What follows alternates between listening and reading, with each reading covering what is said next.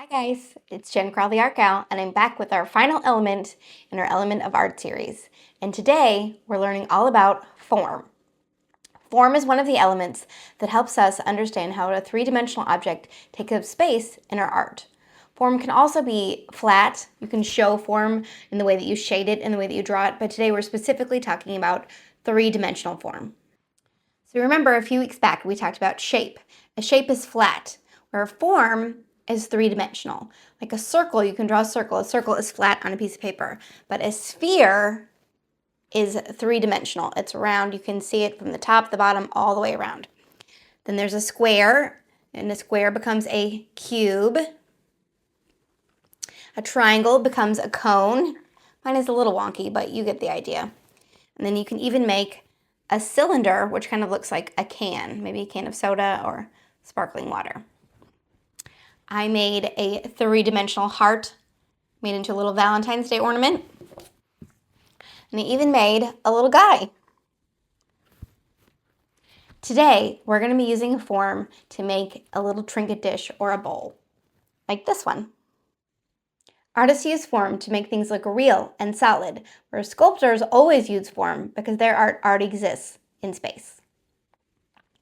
So today, to make our form, we're going to need Crayola Model Magic, markers.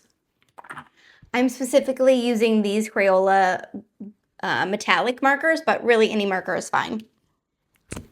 And your hands. So let's skip to the good part and make some art. Okay, so the first thing you're going to want to do when you get your Model Magic out of the bag is give it some good squeezes. It's really fun to play with, so you can stretch it. Just spend some time getting used to the material, see how it feels, and go ahead and try to make something just for fun. And then when you're ready, you're going to pick what color you want to color your clay. You can also use paint, but paint can be pretty messy and markers work pretty well. So, like I said, I'm using these metallic markers. This is the color Green Machine. And I'm just going to take my clay and just start writing on it. Flip it over. Just putting color all over my clay. Now, it will get on your hands a little, but as long as you're using a washable marker, it'll wash right off. So I'm going to set that aside. As you can see, I already have some. And then you're just going to mix it. And you can mix it a lot so that it becomes a completely solid color. Or like this one, I didn't mix it all the way, so it kind of looks marbled. So as you can see, and continue mixing my clay, it starts to turn a color. Super easy way to color your clay. And because you're mixing it with white, it's going to become a tint, like we talked about last week, of whatever color you use. So it won't be as bright, but it's now a tint of my green color. What was this color? Green Machine. So now I have a tint of Green Machine. So I'm just going to keep mixing that until I'm sure that it's all the way mixed through or mixed how I would like it to be, and then we will start our project. Okay, a couple of quick tips about using Crayola Model Magic. If you want to use more than one color, make sure you wash your hands because this color will transfer onto the white clay and then you'll have to color correct and deal with all that. Number two, it's very sticky to itself. It won't really stick to other things. I mean, I wouldn't put it on your couch or anything, but it will stick to itself pretty good. And then it's kind of like stuck there.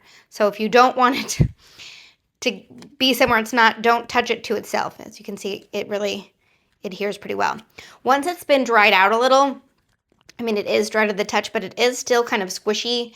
I don't know if you can tell, but you could easily break it pretty easily. You could cut it, it can be damaged, so it is still fragile. It doesn't dry hard like other clay, but it does dry hard enough to use. Or like this one, like you can definitely display that. Nothing's going to happen to it. You could also cover it in a coat of clear Mod Podge or even just Elmer's glue, and it'll dry clear and help it be a little more protected. It's not waterproof or anything like that, so I wouldn't make, a vase for flowers or something. It will not hold water. Okay, with that knowledge in mind, we're going to take our newly colored clay and just shape it into a ball. You can also roll it on the table if that helps.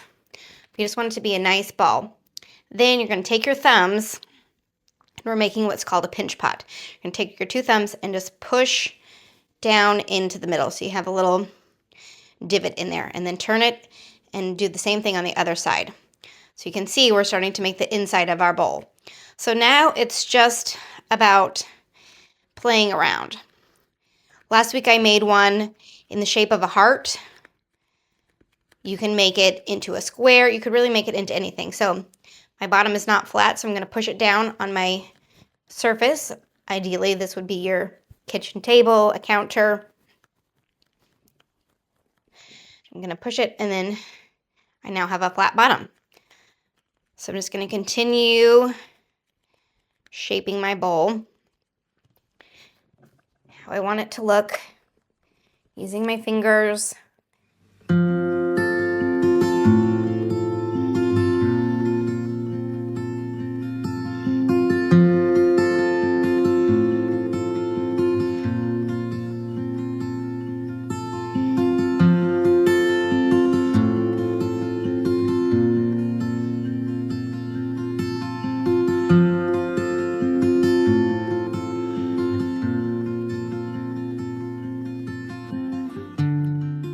Okay, now I have a cute little bowl.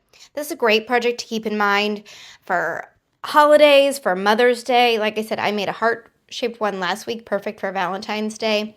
You can use this to make a gift for a friend, for a birthday, and then you can just keep all kinds of fun little stuff in it or put some candy in there. There's lots of different options. But it's about 11 o'clock when I'm making this, so I'm going to let it dry, and then at about dinner time, I'll just flip it over and let the bottom dry. And by tomorrow, it'll be hard just like this one. So that's the last step, is you have to let it kind of dry out. It never dries out completely 100% like air dry clay would, but it dries out enough to be used and or then sealed, like I said. So remember, form is a three-dimensional shape. It has height, width, and depth, and it takes up space. It has been so fun exploring all the elements of art with you these past few weeks. I hope you had as much fun as I did. In the future, we will be exploring the principles of design, but next week, we're going to play a fun game to wrap up all of the elements of art we just learned about. So remember, keep exploring, keep creating, and keep making art. I'll see you next time. Bye.